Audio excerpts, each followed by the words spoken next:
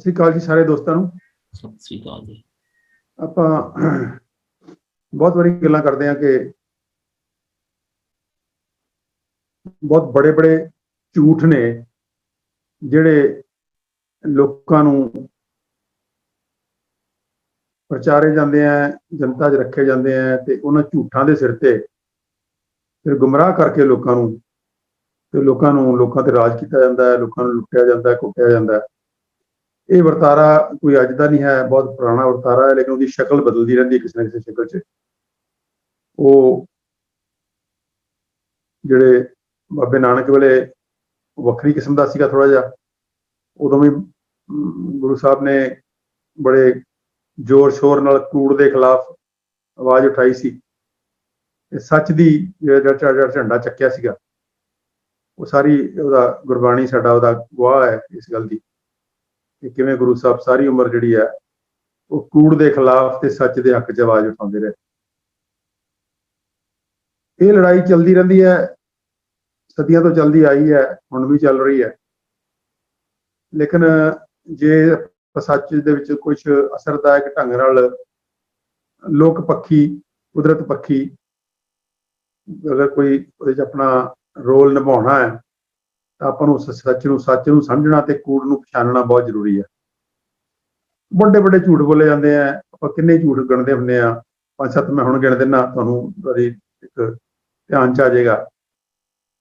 1945 ਤੋਂ ਲੈ ਕੇ 1970 ਤੱਕ 25 ਸਾਲ ਬਹੁਤ ਵੱਡਾ ਝੂਠ ਬੋਲਿਆ ਗਿਆ ਕਿ ਮਾਂ ਦਾ ਦੁੱਧ ਜਿਹੜਾ ਹੁੰਦਾ ਨਾ ਉਹ ਉਹਨਾਂ ਤਾਕਤਵਰ ਨਹੀਂ ਹੁੰਦਾ, ਉਹਦੇ ਤੇ ਬੰਦੇ ਦੀ ਸਿਹਤ, ਬੱਚੇ ਦੀ ਸਿਹਤ ਉਨੀ ਵਧੀਆ ਨਹੀਂ ਬਣਦੀ ਜਿੰਨੀ ਕਿ ਬੋਤਲ ਦੇ ਦੁੱਧ ਤੇ ਉਪਰੇ ਦੁੱਧ ਤੇ ਬਣਦੀ ਹੈ।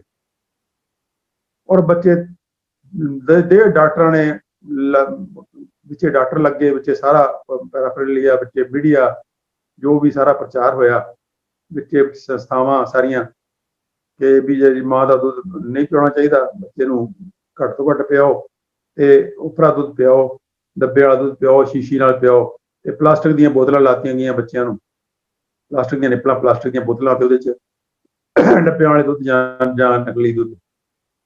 ਚਿੱਟਾ ਕੀ ਨਿਕਲਿਆ? ਲੱਖਾਂ ਬੱਚੇ ਮਰੇ, ਲੱਖਾਂ। ਔਨ ਰਿਕਾਰਡ ਹੈ, WHO ਨੇ, ਸਾਰੀਆਂ ਏਜੰਸੀਆਂ ਨੇ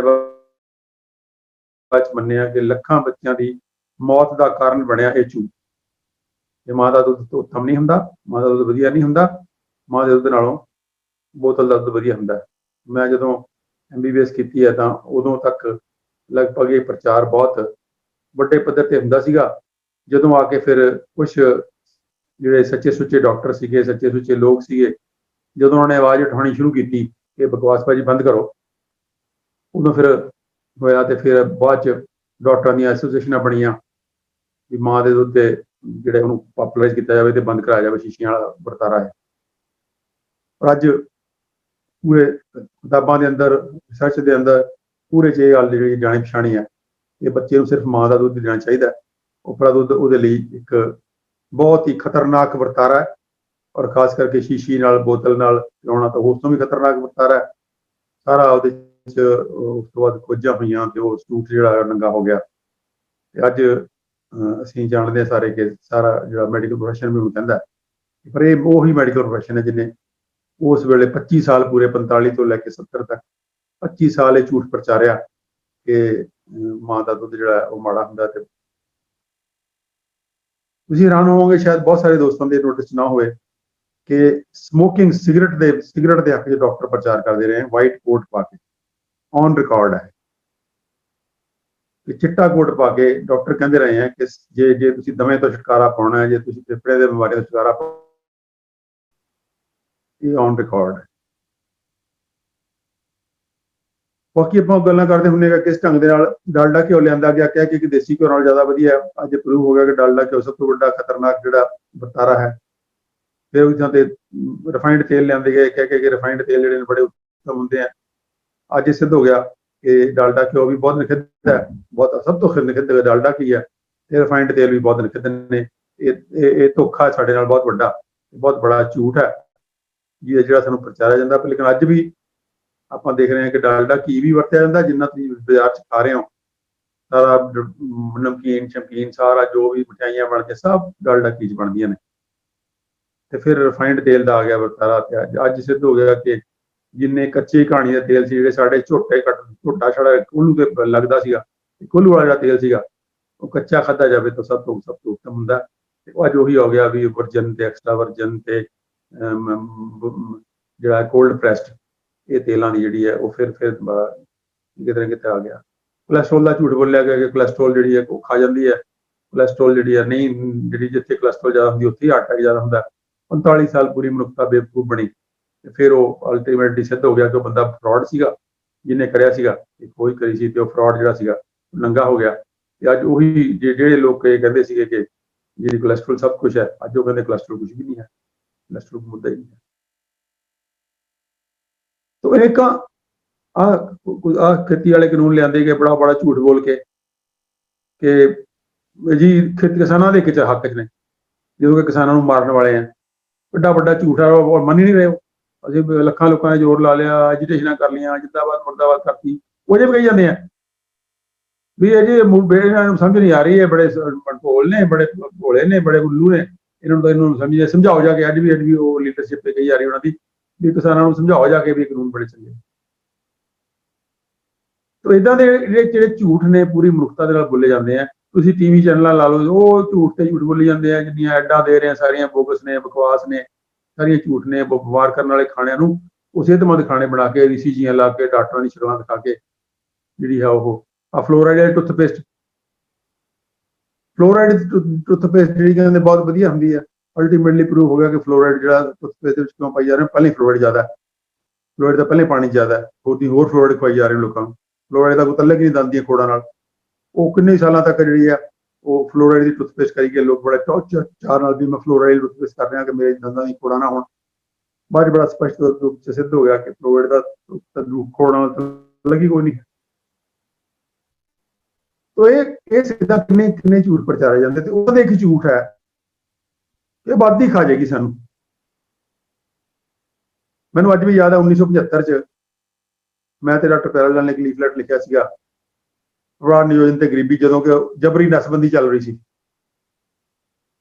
जबरी नसबंदी चल रही सी, उस वेले एमरजेंसी का पीरियड सीगा ते जबरी नसबंदी हुंदी सी। उस पीरियड दे विच परिवार नियोजन ते गरीबी लीफलेट लिखा सी, उहदे उपर फिर नाटक बने सीगे ते बहुत ही इस गल ते हंगामा होया सीगा। सानू बहुत लोगों ने ਵਧਾਈ ਦੇ ਨਾਲ ਵਧਾਈ ਦਿੱਤੀ ਤੇ ਜਿਨ੍ਹਾਂ ਨੇ ਨੁਕਤਾਚੀਨੀ ਕਰਨੀ ਸੀ ਨੁਕਤਾਚੀਨੀ ਕੀਤੀ ਕਿ ਇਹ ਤੁਸੀਂ ਕੀ ਨਵੀਂ ਜੀ ਗੱਲ ਲੈ ਕੇ ਬਹਿ ਗਏ ਹੋ, ਆਬਾਦੀ ਕੋਈ ਸਮੱਸਿਆ ਨਹੀਂ ਹੈ।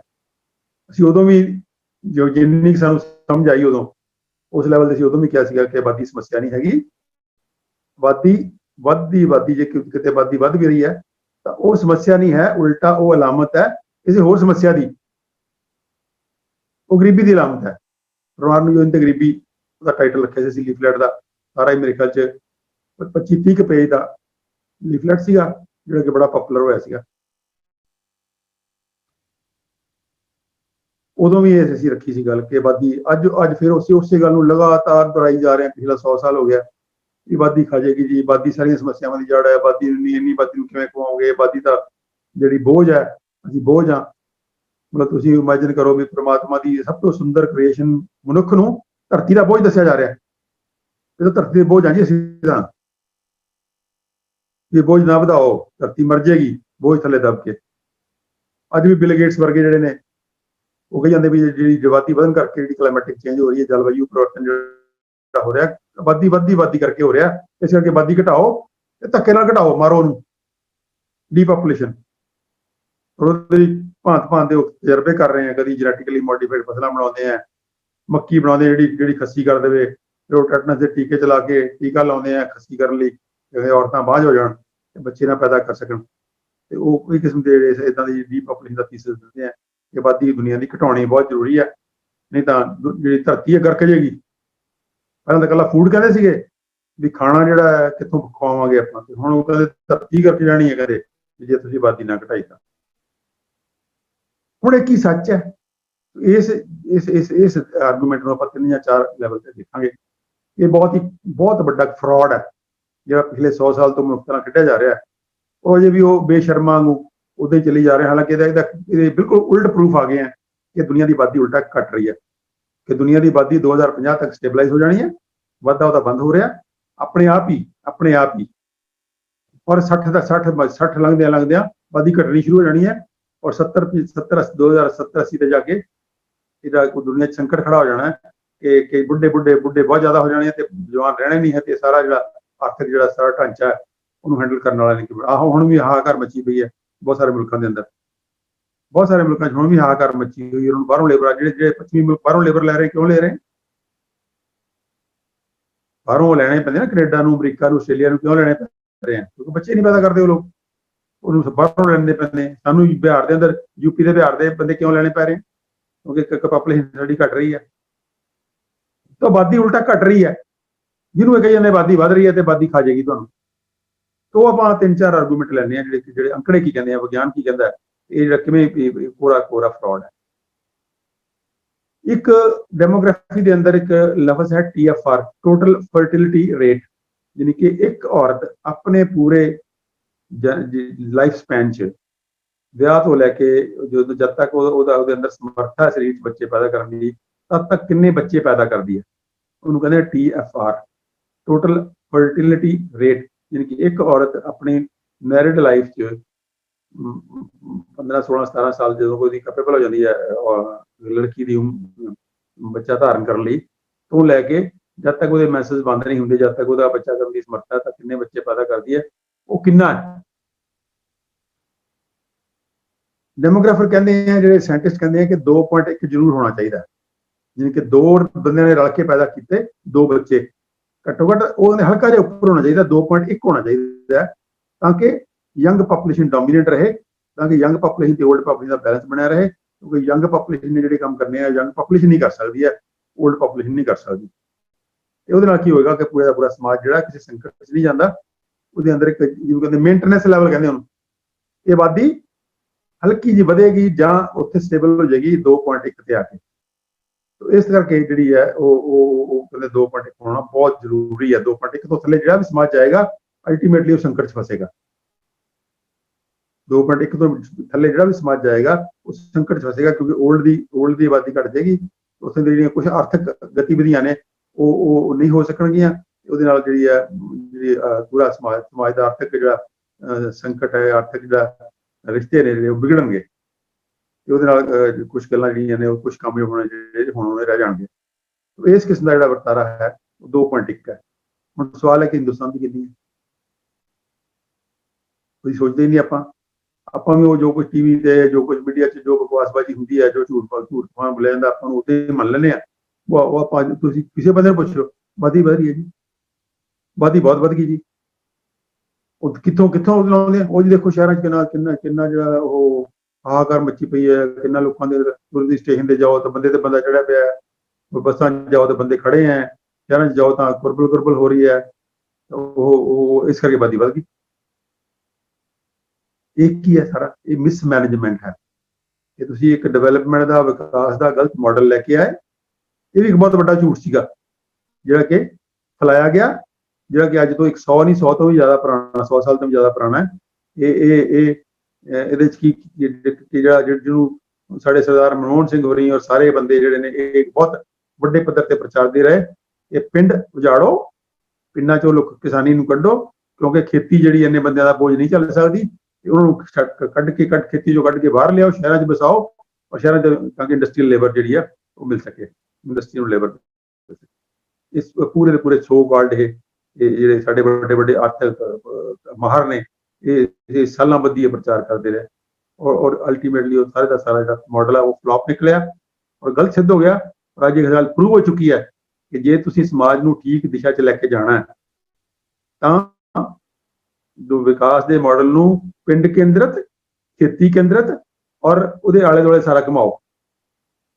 ਰਸ਼ੀਆ ਦੇ ਅੰਦਰ ਸ਼ੁਰੂ ਜਦੋਂ ਰੈਵੋਲੂਸ਼ਨ ਹੋਈ, ਰਸ਼ੀਅਨ ਰੈਵੋਲੂਸ਼ਨ ਹੋਈ, ਤਾਂ ਪ੍ਰੀ ਸਟਾਲਿਨ ਐਰਾ ਦੇ ਅੰਦਰ ਪੂਰਾ ਇਸ ਮਾਡਲ ਨੂੰ ਪੂਰਾ ਜਿਹੜਾ ਡਿਊ ਇੰਪੋਰਟੈਂਸ ਦਿੱਤੀ ਗਈ, ਮਹੱਤਤਾ ਦਿੱਤੀ ਗਈ ਲੈਨਨ ਵੇਲੇ, ਕਿ ਵੀ ਇਹ ਜਿਹੜਾ ਮਾਡਲ ਹੈ ਇਹ ਖੇਤੀ ਨੂੰ ਬਰਾਬਰ ਦੀ ਮਹੱਤਤਾ ਦਿਓ। ਕੱਲੀ ਇੰਡਸਟਰੀ ਨਹੀਂ ਕੁਝ ਕਰ ਸਕਦੀ, ਖੇਤੀ ਨੂੰ ਕਦੀ ਵੀ ਉਹਨੂੰ ਖੇਤ ਨੂੰ ਜਿਹੜੇ ਮਿਡਲ ਤੇ ਸਮਾਲ ਫਾਰਮਰ ਨੇ, ਇਹਨਾਂ ਫਾਰਮਰ ਨੂੰ ਕਦੀ ਮਰਨ ਨਹੀਂ ਦੇਣਾ, ਇਹਨਾਂ ਫਾਰਮਰ ਨੂੰ ਉਹਦਾ ਚੱਲਦੇ ਰਹਿਣਾ ਚਾਹੀਦਾ।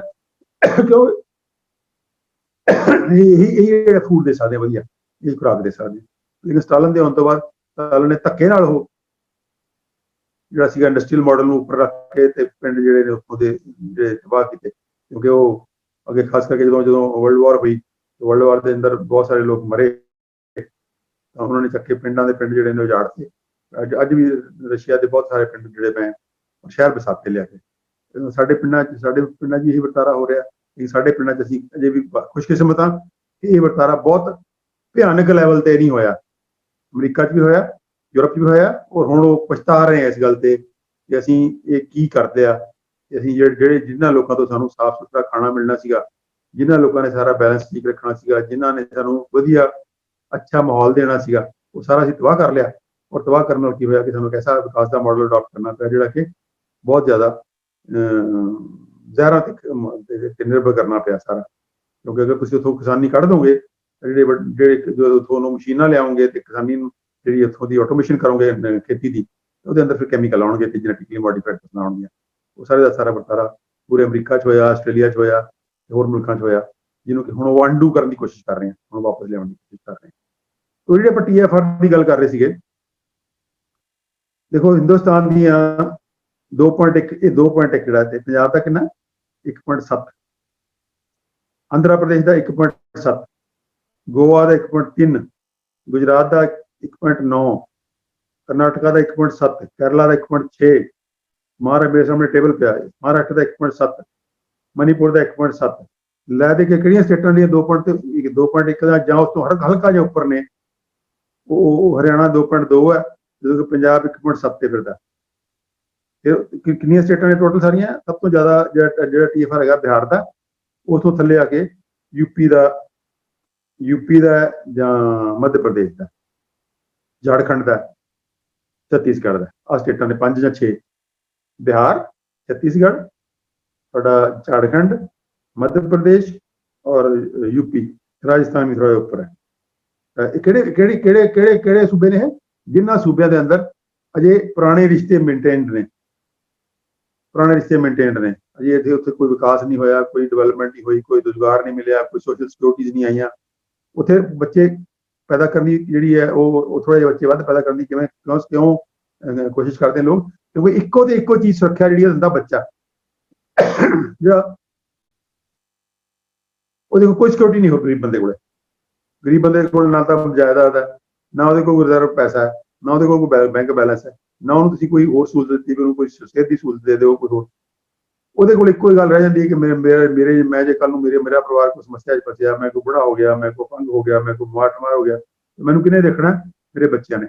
ਉਹੀ ਬੱਚੇ ਪੈਦਾ ਕਰਦੇ ਆ, ਥੋੜੇ ਜਿਹੇ ਜ਼ਿਆਦਾ ਹੀ ਕਰਦੇ ਆ। ਅਦਰਵਾਈਜ਼ ਉਹ ਸੁਪਰ ਬਿਗ ਫੈਮਿਲੀ ਦਾ ਕਿਸਾ ਖਤਮ ਹੋ ਗਿਆ। ਬਿਹਾਰ 'ਚ ਵੀ ਉਹ 3 ਹੈ, ਬਿਹਾਰ 'ਚ ਜਿਹੜੀ 7 ਸੀ, यूपी 6-7 ਸੀ, 3 ਤੋਂ ਉੱਪਰ ਕਿਤੇ ਨਹੀਂ ਹੈ।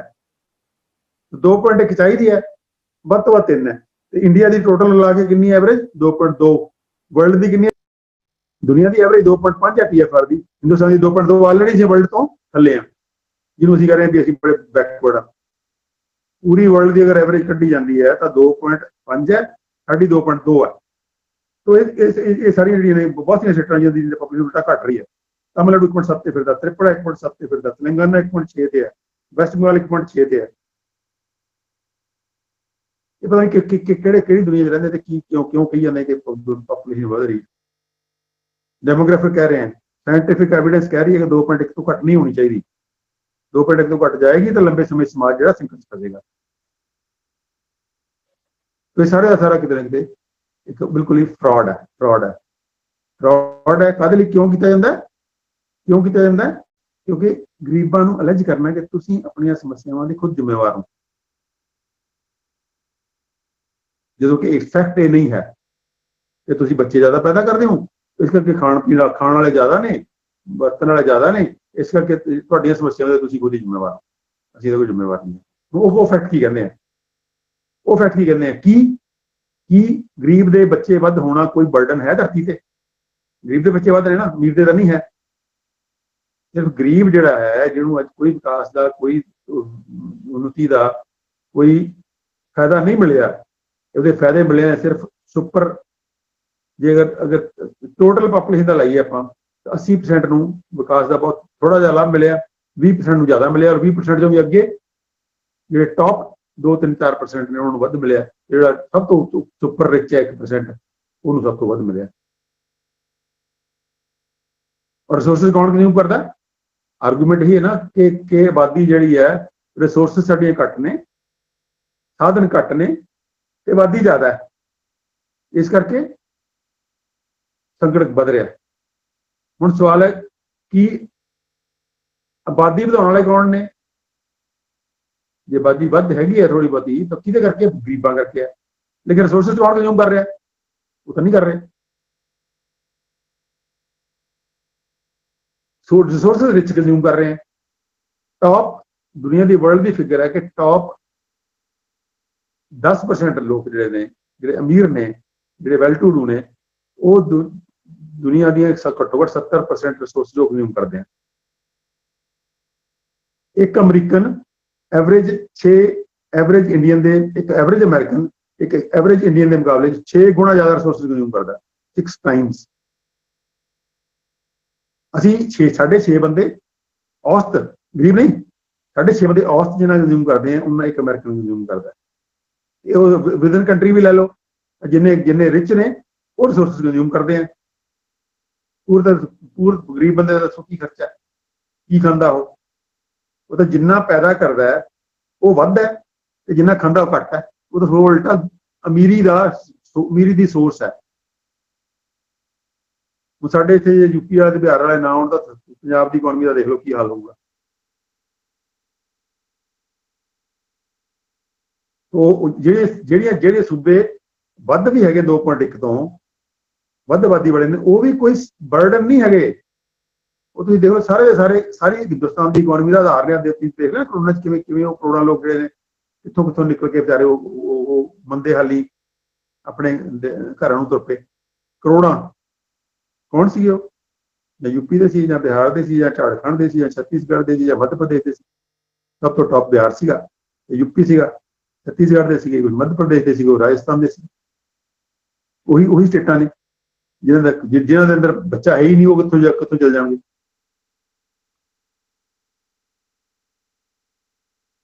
तो ये किते ना किते आर्गूमेंट फिर कोई इस हक च नहीं जाता कि गरीब बंदा तो कंज्यूम ही नहीं करता। गरीब बंदे की तो कंजम्पशन ही कुछ नहीं है। गरीब बंदा तो कोई बोझ है ही नहीं धरती ते। धरती ते अगर बहुत ज्यादा अमीर है, वही बाद पेट्रोल फूकता है, वही बाद गैस फूकता है, वही बाद साधन चलाता है, वही बाद पानी वरतता है, वही बाद सारा कुछ वही बाद वरतता है। टारगेट असीं कर रहे हैं गरीब नूं। गरीब जिहड़ा वो कारण है, धरती ते बोझ है। कोई दलील नहीं है, कोई भी दलील नहीं। तो ये सारे का सारा वर्तारा सारे का सारा वर्तारा जिहड़ा ये बहुत बड़ा पूरा झूठ है कि आबादी समस्या है। आबादी समस्या नहीं है, आबादी घट रही है, ये समस्या बढ़ने जा रही है। अज के युग के जिथे कि सारा रिप्रोडक्टिव डैमेज हो रहा है, खड़ा हो जाना अगे जाके कि बच्चे पैदा नहीं होने। बच्चे पैदा होंगे तो वो सजदे नहीं होने। सजदे का मतलब कि वो पूरी तरह जिन्हों कहते स्टडी स्ट्रोंग मैंटली फिजिकली नहीं होने। वो किस्म के होंगे, वो लेजी किस्म के होंगे, वो जिहड़े ने मानसिक तौर पर बौद्धिक पद्धर पर भी कमजोर होंगे। जो प्रताप दिख रहा सामने, वो किस तरह लर्निंग डिसेबिलिटीज बढ़ रही हैं, किस तरह ऑटिज्म बढ़ रहा है, किस तरह मंदबुद्धि बच्चों की गिनती बढ़ रही है, किस तरह के जिहड़े वर्तारा खराब हो रहा है। तो ये किसी ना किसी वर्तारा सानू चिंता का विषय वधदी आबादी नहीं है। चिंता का विषय घटती आबादी और उस आबादी के घटन के कारण। जिहड़े लोग झूठ बोलते हैं, उन्हें झूठ बोल के खेती करन लाते भी जहर पाओगे तो खेती वधिया होगी। जो किड्डा वड्डा झूठ है।